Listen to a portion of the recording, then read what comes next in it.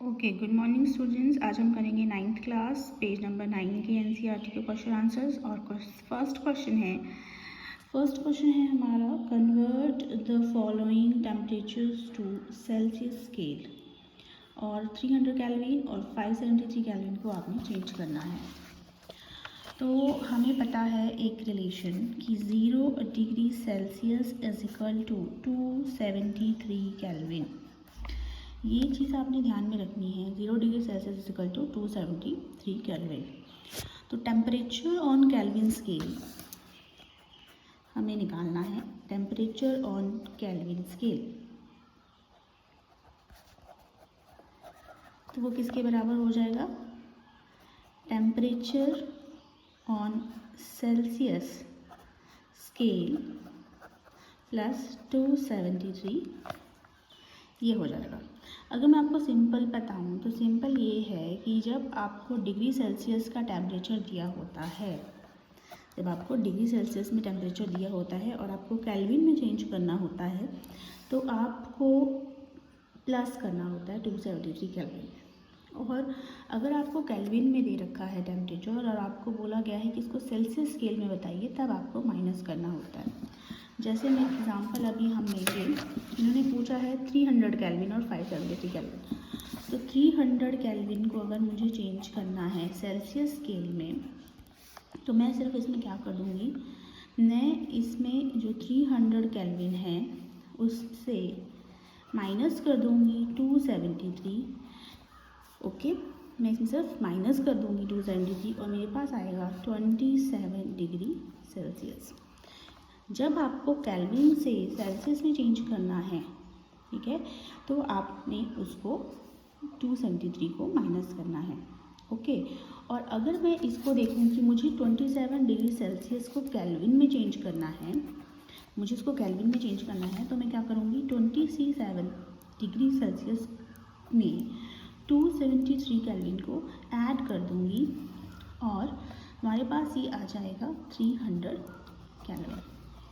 तो इस तरह से आपने करना है। ध्यान में रखना है कि जब आपने केल्विन से डिग्री सेल्सियस में चेंज करना है तो माइनस करना है 273, और जब आपने उसको केल्विन में चेंज करना है डिग्री सेल्सियस को, तब आपने उसमें प्लस कर देना है, क्योंकि हमारे पास रिलेशन है 0 degree Celsius is equal to 273 kelvin. Okay, तो ये हमारे पास इसके आंसर्स आ जाएंगे। इसमें से एक क्वेश्चन किया भी है, temperature on Celsius scale 573 minus 273, ठीक है, और वो है आपके पास 300 डिग्री सेल्सियस। सेकंड का आंसर बी का। सी का इन्होंने बोला है कहीं और देखने के लिए, पर मैंने कर दिया है, 27 डिग्री सेल्सियस आ जाएगा। उसके पास है, what is the physical state of water at 250 degree Celsius and 100 degree Celsius. तो जब 250 डिग्री सेल्सियस वाटर की बात कर रहे हैं तो वाटर 100 डिग्री सेल्सियस पे बॉईल करता है और 100 डिग्री सेल्सियस पे वो बॉईल होना शुरू होता है। मतलब वाटर का बॉइलिंग पॉइंट जैसे यहाँ पे लिखा है वो है 100 डिग्री सेल्सियस। तो 250 100 से काफ़ी आगे है, तो 250 जो है उस टाइम तो वाटर की जो स्टेट होगी वो गैशियस ही होगी। ओके, इसी स्टेट क्या होगी, गैशियस होगी। ओके, अब सेकंड देखते हैं 100 डिग्री सेल्सियस। 100 डिग्री सेल्सियस जैसे मैंने अभी बोला कि boiling point of water 100 degree Celsius, तो 100 डिग्री सेल्सियस पे जो फिज़िकल स्टेट होगी वाटर की, उस टाइम ये वाटर जो होता है वो स्टार्ट होता है, चेंज कर रहा होता है गैशियस स्टेट में। मतलब जब तक वो पूरा का पूरा गैशियस स्टेट में चेंज नहीं हो जाता वाटर, तब तक उसका जो बॉइलिंग पॉइंट है या जो टेम्परेचर है वो 100 डिग्री सेल्सियस ही रहेगा। तो वाटर जो है 100 डिग्री सेल्सियस पे नोट करने वाली बात है कि आपको 2 स्टेट में मिलता है, एक तो लिक्विड और एक गैशियस। कई बच्चे गैशियस ही लिखते हैं, जो करेक्ट भी कर देते हैं, लेकिन जो करेक्ट आंसर वो है ये है कि 100 डिग्री सेल्सियस पे वाटर दोनों स्टेट्स में होता है, लिक्विड से गैसेस में चेंज हो रहा होता है, और जब तक वो पूरा गैसेस में चेंज नहीं हो जाता तब तक उसकी 100 डिग्री सेल्सियस टेम्परेचर रहती है। कहने का मतलब है कि अभी वो जब 100 डिग्री सेल्सियस में होगा तो वो लिक्विड भी होगा और गैस में भी चेंज हो रहा होगा। ओके, नेक्स्ट क्वेश्चन है, for any substance why does the temperature remain constant during the change of state? ये भी रिलेटेड क्वेश्चन हमने देखा, मैंने अभी बताया कि 100 डिग्री सेल्सियस टेम्परेचर है, तो वो बोल रहे हैं टेम्परेचर रिमेन कांस्टेंट। जैसे मैंने अभी कहा कि वाटर जब तक पूरा वेपर स्टेट में चेंज नहीं हो जाता, उसका बॉइलिंग पॉइंट या उसका जो टेम्परेचर है वो 100 डिग्री सेल्सियस ही रहता है। हालांकि आप नीचे से बर्नर से उसको हीट दे रहे हैं बीकर को, लेकिन कांस्टेंट हो जाता है temperature during the change of state. Temperature मतलब 100 डिग्री सेल्सियस ही रहेगा जब तक कि पूरी की पूरी लिक्विड स्टेट वेपर्स में चेंज नहीं हो जाती। ओके, तो इसका जो क्वेश्चन है उसका आंसर ये है लेटेंट हीट। लेटेंट हीट में जो हम बर्नर से हीट प्रोवाइड कर रहे हैं बीकर को, और हम देख रहे हैं कि टेम्परेचर इंक्रीज़ नहीं हो रहा है, तो वो लेटेंट हीट की वजह से होता है। लेटेंट हीट वो हीट होती है, ऐसी हिडन हीट होती है जो छुपी हुई रहती है और छुप कर अपना काम करती है, और छुप कर वो काम करती है फोर्स ऑफ अट्रैक्शन को तोड़ने का। मतलब जब तक वाटर 100 डिग्री सेल्सियस टेम्परेचर पे है, उसके लिक्विड के पार्टिकल्स के फोर्स ऑफ अट्रैक्शन को तोड़कर वो उसको गैसियस स्टेट में चेंज करेगा, सारे पार्टिकल्स को गैसियस स्टेट में चेंज करेगा। कहने का मतलब उनके भी जो फोर्स ऑफ अट्रैक्शन है उसको तोड़ने के लिए वो एनर्जी यूज़ हो रही है, अब ना कि उसका टेम्परेचर या बॉइलिंग पॉइंट को इंक्रीज़ करने के लिए। समझ में आ रहा है? The energy supplied to the substance during the change of state at its melting point or boiling point is all used up in overcoming the or breaking the force of attraction between its particle without increase its kinetic energy, since the heat or latent heat supplied during the change state does not increase. Temperature increase नहीं होता है। हाँ, हम heat supply कर रहे हैं beaker को, हम देख रहे हैं कि हम कंटिन्यूसली हीट सप्लाई कर रहे हैं, पर टेम्परेचर इंक्रीज़ नहीं हो रहा। उसका रीज़न ये है कि लेटेंट हीट, हिडन हीट अपना काम कर रही है, पर उसका बॉइलिंग और मेल्टिंग पॉइंट चेंज नहीं हो रहा।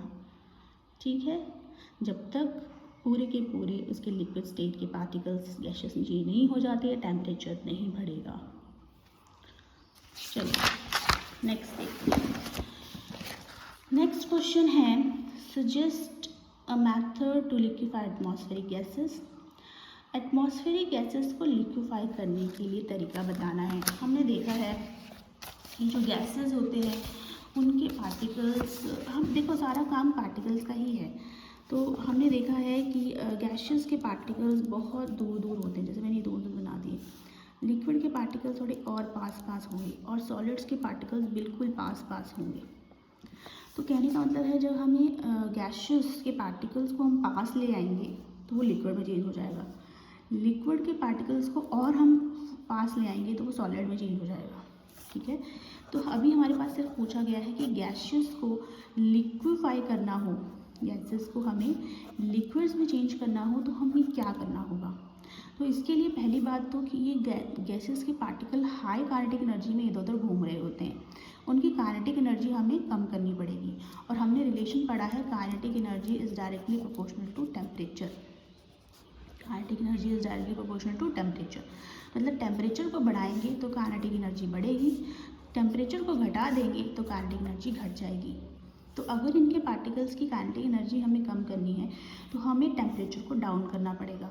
ठीक है, बाय लॉरिंग द टेम्परेचर, देखिए यहाँ लिखा भी है, बाय लॉरिंग द टेम्परेचर हम उनकी काइनेटिक एनर्जी को कम कर देंगे। पार्टिकल्स जो इतनी रेंडमली मोशन में इधर उधर घूम रहे हैं उनको हम थोड़ा सा काम डाउन कर देंगे।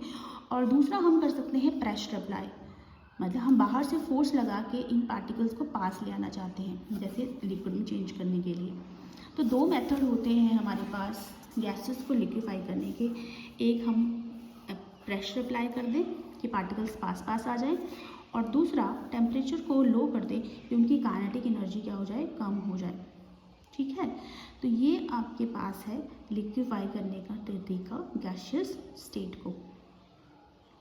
फिर गैसियस स्टेट से लिक्विड में चेंज कर दो, लिक्विड से फिर सॉलिड में चेंज करने का भी यही तरीका है। जैसे एग्जांपल देती हूँ मैं आपको कि हम फ्रिज में रखते हैं लिक्विड, मतलब पानी बर्फ़ बनाने के लिए ना, टेम्परेचर लो कर रहे हैं हम, तो इस तरह से। ओके जी, नेक्स्ट क्वेश्चन है NCERT page number 10। Why does, और इसका लिक्विफाइड एटमॉस्फेरिक गैसेस का हमने पहले भी किया है, मैं फोर्थ क्वेश्चन का थोड़ा सा और बता दूं। जैसे एलपीजी है, लिक्विफाइड पेट्रोलियम गैस, सिलेंडर्स में हम गैस को भरते हैं ना, और कंप्रेस्ड नेचुरल गैस मतलब हम प्रेशर दे के गैसेस को लिक्विफाई कर रहे हैं। वो जैसे हम प्रेशर या हम देखें तो जैसे हम सिलेंडर का ढक्कन खोलते हैं तो एकदम सी आवाज़ आती है, मतलब वो एकदम प्रेशर रिलीज होता है और सारा का सारा वो गैस से निकलना शुरू हो जाती है, फैलना शुरू हो जाती है, मतलब वो कंप्रेस्ड की हुई होती है, उसमें ज़बरदस्ती प्रेशर डाल के भरी जाती है, उसको लिक्विफाई करते हैं हम। ओके, तो ये है इसका आंसर फोर्थ का, थोड़ा और डिस्कस हो गया। नेक्स्ट क्वेश्चन है question 1 NCERT book page number 10 का। Why does a desert cooler cool better on hot dry day? जब गर्मियाँ होती हैं, यहाँ तो कूलर्स नहीं हैं हिमाचल में, जब कूलर्स तो बहुत कम यूज़ होते हैं, मतलब हिमाचल मतलब जो हमारी पहाड़ी इलाके हैं उनमें तो नहीं यूज़ होते। तो डेजर्ट जहाँ रेगिस्तान है वहाँ कूलर बहुत अच्छी ठंडी हवा देते हैं गर्मियों में, मतलब एकदम गर्म और बहुत ही ड्राई जिस दिन मौसम होगा उस दिन कूलर की हवा ठंडी ज़्यादा होगी। ऐसा क्यों होता है? देखिए, अब जितने भी ये क्वेश्चंस हैं ना ठंडे वाले, कूल, जैसे नेक्स्ट क्वेश्चन भी है second question, why does the water kept in earthen pot मटका बिकम कूल ड्यूरिंग समर, इन सब के जो आंसर्स हैं वो इवेपोरेशन से रिलेटेड है। इवेपोरेशन क्या होती है? इवेपोरेशन होती है वाटर का वाटर वेपर्स में चेंज होना। ओके, इवेपोरेशन क्या होती है? इवेपोरेशन होती है, आप लोगों को पता होगा, आप लोगों ने लिंक देखा है, इवेपोरेशन वेपर्स में चेंज होना, किसका? लिक्विड का। लिक्विड जब चेंज होता है वेपर्स में एट बिलो बॉइलिंग पॉइंट, मतलब कोई बॉइलिंग पॉइंट नहीं है। जैसे अगर मैं यहाँ फर्श पे पानी गिरा दूँ तो बिना 100 डिग्री सेल्सियस, जैसे अभी हम बात कर रहे थे कि वाटर बॉईल करता है 100 डिग्री सेल्सियस पे ना, तो 100 डिग्री सेल्सियस पे यहाँ मैं अगर फर्श पे पानी फेंकूँ तो क्या उसको टेम्परेचर मिलता होगा 100 डिग्री सेल्सियस भाप बनने के लिए? नहीं। किसी भी टेम्परेचर, बॉइलिंग पॉइंट से किसी भी नीचे टेम्परेचर पे जब वाटर या कोई भी लिक्विड वेपर्स में चेंज हो जाता है उसको इवेपोरेशन कहते हैं। जैसे हमारे कपड़े सूख जाते हैं धूप में, है ना, पानी भाप बन के उड़ जाता है और कपड़े सूख जाते हैं। हमने पोछा लगाया होता है, हम पंखा चलाते हैं, पोछा सूख जाता है, मतलब पोछा मतलब पानी से जो हमने पोछा लगा रखा है, तो पानी का भाप बन के उड़ जाना या किसी भी लिक्विड का वेपर स्टेट में चेंज हो जाना विदाउट रीचिंग बॉइलिंग पॉइंट, उसमें बॉइलिंग पॉइंट पहुंचने से पहले ही। तो ये वाटर साइकिल का भी एक बहुत अच्छा फिनोमिना है। जितने भी हमारे वाटर सोर्सेज हैं उनसे पानी जो है वो सनलाइट लेके वेपर्स में चेंज हो जाते हैं और वेपर्स फिर आपको पता है क्लाउड्स बनाते हैं और वो प्रोसेस वाटर साइकिल की चलती है। तो ये जितने भी क्वेश्चंस हैं ठंडे वाले ये इवेपोरेशन से रिलेटेड है। और इवेपोरेशन फास्टर हो जाती है जब टेम्परेचर हाई होता है। जब टेम्परेचर हाई होगा तब इवेपोरेशन फास्ट हो जाएगी। जैसे आपने देखा है गर्मियों के दिन हमारे कपड़े जल्दी सूख जाते हैं, पानी जल्दी भाप बन के उड़ जाता है और हमारे कपड़े सूख जाते हैं। वैसे ही जिस दिन रेगिस्तान में, डेजर्ट में बहुत ज़्यादा गर्म दिन होगा, खुश्क दिन होगा, तो उस दिन कूलर बहुत ठंडी हवा देगा। क्यों? क्योंकि हायर टेम्परेचर होने की वजह से इवेपोरेशन फास्ट हो गई है, और इवेपोरेशन अगर फास्ट हो गई है तो evaporation cause cooling, evaporation cause cooling. Okay, तो ये इसका आंसर है। इसका क्या, मैं तो कहूँगी कि जितने भी ये हैं वो सभी इसी बेस्ड आंसर्स जो मैंने भी बताया कि रेट ऑफ इवेपोरेशन जो है वो इंक्रीज़ हो जाएगा, इसी से रिलेटेड है। जैसे सेकंड क्वेश्चन अगर मैं बात करूँ तो why does the water kept in earthen pot matka becomes cool during summer? Summer में पानी ठंडा क्यों होता? हम मटका तो रखते हैं घर में, तो मटका जो है वो अर्थन पॉट है और अर्थन पॉट में पोर्स होते हैं। अगर आप ध्यान से देखो तो उसका सरफेस होता है वो स्मूथ नहीं है, उसमें छेद रहते हैं, और छेद के लिए वो भूसा और कहते हैं हॉर्स की वो भी डालते हैं, तो उसको फिर वो जलाते हैं, जो भूसा वगैरह वो जल जाता है, उसमें छेद आ जाते हैं मटके में। जो मिट्टी गूंथते हैं ना वो, तब उसमें वो भूसा वगैरह डालते हैं, फिर वो मटके को गर्म करते हैं, वो भूसा जल जाता है और पोर्स आ जाते हैं। तो पोर्स जैसे आएंगे ना उसमें, तो उसमें से पानी निकलेगा, सरफेस पे, मटके के सरफेस पे पानी जो रहेगा वो गर्मियों की वजह से इवेपोरेट होता रहेगा और इवेपोरेट कॉज कूलिंग। तो ये है इसका आंसर भी। देखिए, earthen pot has a large number of extremely small pores in walls. Some of the water kept in the earthen pot continuously keeps seeping through these pores. parts pot से बाहर आते हैं to the outside of the pot. This water evaporates. ये जो पानी जो मटके के पोर से बाहर आ गया वो वेपर्स में चेंज हो जाता है और latent heat of vaporization from the earthen pot and remaining water. In this way the water pot remain water lose heat and get cooled. और फिर इवेपरेशन हो जाती है और साथ में evaporation cause cooling. Okay okay, next है palm. अगर हमारे जैसे नेल पॉइंट रिमूवर हम लोग लगाते हैं, गर्ल्स लगाती हैं या हम लोग लगाते हैं, तो हमें ठंडा फील होता है। क्यों? अगेन देखिए, वॉलेटाइल चीज़ है, पेट्रोल, एसीटोन, परफ्यूम। वॉलेटाइल मतलब जो वेपर्स में चेंज हो जाता है ईजिली। और जैसे ही हम कोई अपने हाथ में एसीटोन रखते हैं या नेल पेंट रिमूवर लगा रहे होते हैं तो हमें ठंडा फील होता है। क्यों? क्योंकि वो हमारे हाथ की हीट लेकर वो एसीटोन या नेल पेंट रिमूवर वेपर्स में चेंज हो जाता है और हमें पीछे ठंडक महसूस होती है। अगेन वही आंसर है, ये इवेपरेशन होती है, ठीक है, वो हमारे हाथ की हीट लेके वेपर्स में चेंज हो जाता है और पीछे एक्चुअली वो हमारी हीट लेके जा रहा है तो हमें पीछे ठंडा ही फील होगा ना। तो ये इसका आंसर है। नेक्स्ट क्वेश्चन भी इवेपरेशन से रिलेटेड है, मैं करवा ही देती हूँ सारे। Why are we able to sip hot tea और milk faster from saucer. Saucer होता है जो नीचे प्याली रखी होती है कप के, तो प्याली में से या कटोरी में आप पीते हैं दूध या चाय तो ठंडा हो जाता है जल्दी, और अगर हम कप से या गिलास से पिए। क्यों? सरफेस एरिया, इसका आंसर है सरफेस एरिया। आपको पता है इवेपरेशन फास्टर होती है जब सरफेस एरिया ज़्यादा हो। फर्श पे पानी गिरा हो वो जल्दी भाप बन के उड़ जाता है। अगर ऐसा ही पानी बकेट में पड़ा है तो बकेट का पानी इतनी जल्दी इवेपरेट नहीं होगा जितना फर्श पे वो पानी गिरा होगा। तो जैसे ही सरफेस एरिया बढ़ता है इवेपरेशन फास्ट हो जाती है और इवेपरेशन फास्ट होने की वजह से हमें चाय या हॉट कॉफ़ी या टी ठंडी लगती है। तो इसका आंसर ये है कि evaporation faster means evaporation cause cooling. ये इसका आंसर है। What type of cloth should we wear in summer? ये तो सभी जानते हैं कि समर में, गर्मियों में हमारे लिए कॉटन के क्लोथ बहुत अच्छे रहते हैं और वो हमें ठंडा फील करवाते हैं। क्यों?